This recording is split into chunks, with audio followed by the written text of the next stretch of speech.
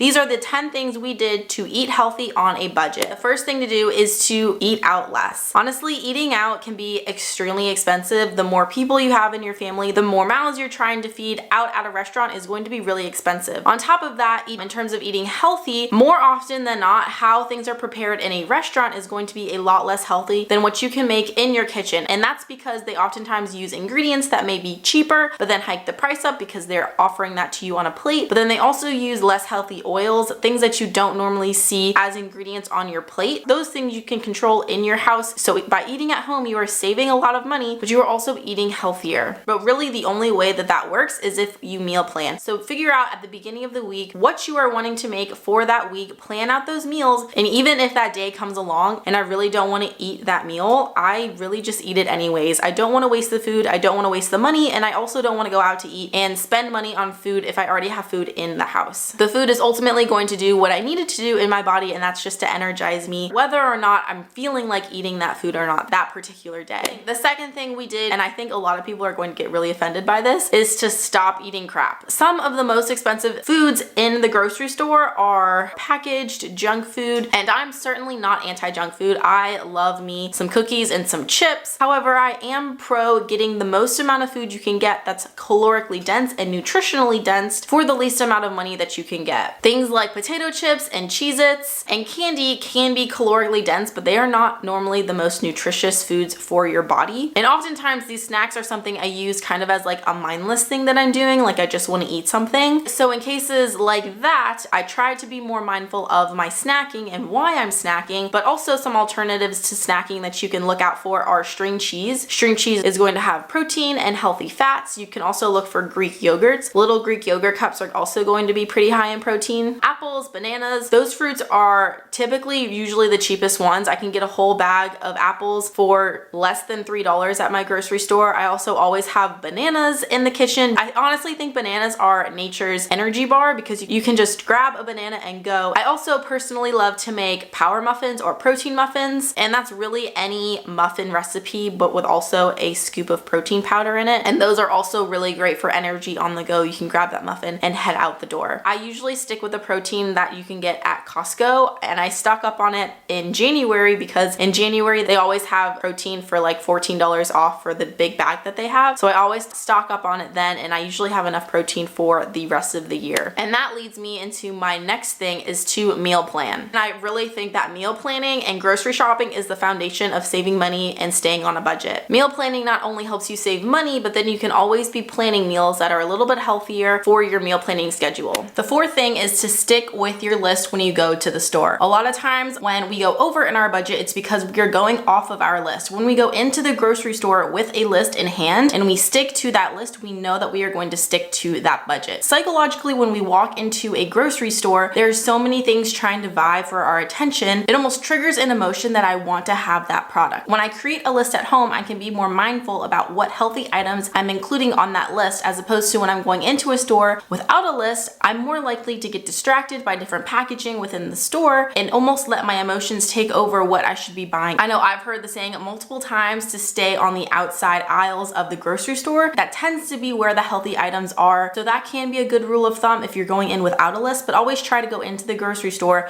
with a list in hand. The fifth tip I have is to, when you get home from the grocery store, do as much prep as you can before all those items go into your fridge or into your pantry. For example, if you come home and just throw all of that unwashed fruit and unwashed vegetables in your fridge, you're less likely to eat that food because it's going to be more difficult for you to grab that food in the future when you're hungry because it's unwashed, and that's that extra step. If you do that extra step as soon as you get home, what I have found is that I often gravitate more towards eating those fruits and vegetables as a snack, but I've also found that washing my fruits and vegetables in a water vinegar mixture actually helps my fruits and vegetables last a little bit longer in the fridge. It will take you a couple extra minutes when you get home from the grocery store to wash all of those things, but you'll be more likely to grab those foods in a pinch and be more likely to use them instead of them going to waste. Like I said, I love fresh berries, and I know myself so well that if I just throw that container in the fridge without washing it, I'm less likely to eat those berries, and then there's a bigger possibility that those berries are gonna go bad.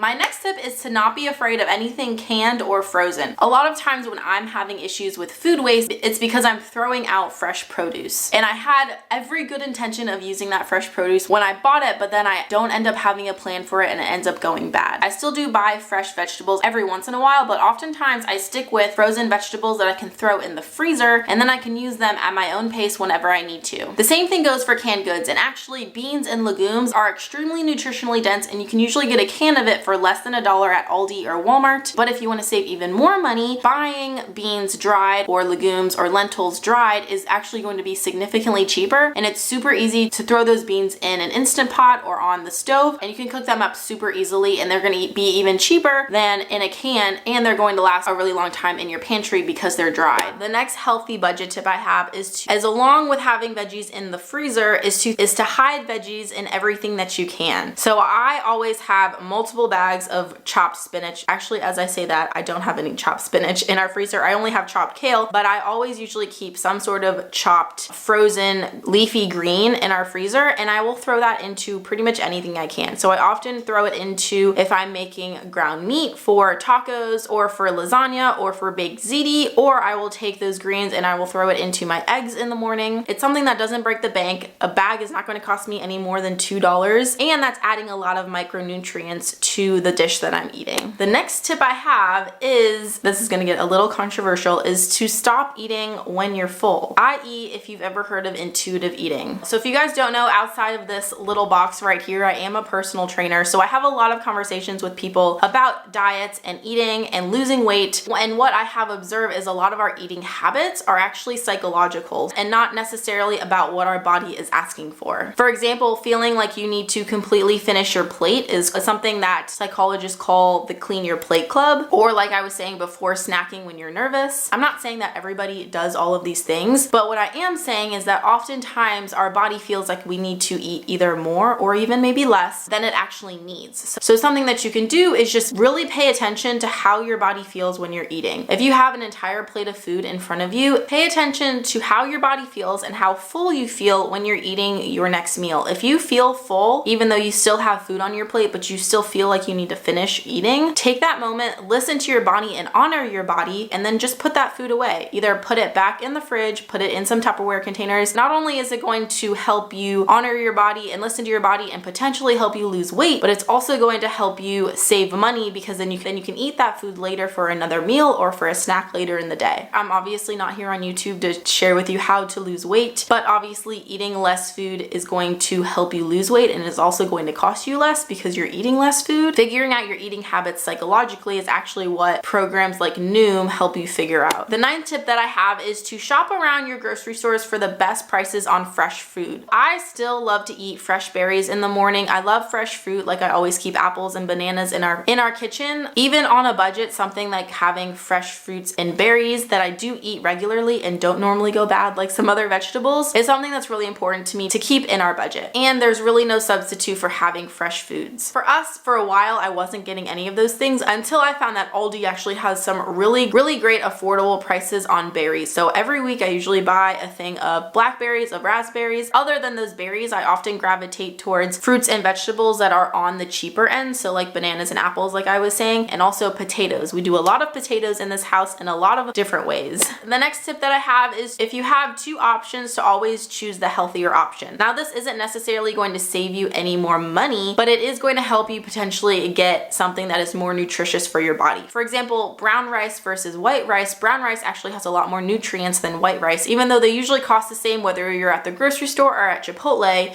Choosing that brown rice is going to get you a lot more micronutrients for your body than that white rice. The same goes for potato chips versus potatoes. A whole potato is going to be a lot more nutritious than a bag of potato chips, even though they're probably going to cost you the same amount of money. And my bonus tip that I have for you is to actually nix the soda. Soda can really add up in your household. If you are buying soda and drinking multiple cans per day, that certainly adds up. So if we do have soda in the house, I try to get it on a sale, and I try to get a good deal on it, which usually I do, but oftentimes I just really like drinking my water. If you've been around for a long time, you know I love my big water bottle that I take everywhere with me. But nixing that soda, cutting it out of your budget, is going to save you money on buying those drinks. So if you are drinking 3 Diet Cokes a day, I'm not telling you that you should be going out and cold turkey be stopping. I'm saying maybe let's cut it down to 2 Diet Cokes a day instead of 3. Or if you find that you are reaching for that soda often, to maybe just limit it to once a day. Not only is this going to be healthier for you, but it's also going to be better for your wallet because you're not spending that money on soda. You can just drink that water. It's usually free. A lot of times what I also like to do, I always keep a bunch of these Gatorade and Powerade flavor packets. I usually put one of these in my water if I really do want something that's a little bit flavorful instead of water itself. This just helps me drink that water, although I usually drink a lot of water as it is. But usually I can get a pack of 10 of these at Walmart for about $2.50, which is a really good deal. You also get a bunch of added electrolytes in there with that. So these are a great option if you want to try and switch up your water game. This video right here is my 10 secret grocery saving tips. I think you'll really enjoy that video if you enjoyed this video. Thank you guys so much for subscribing and liking this video down below, and I will see you guys in the next video.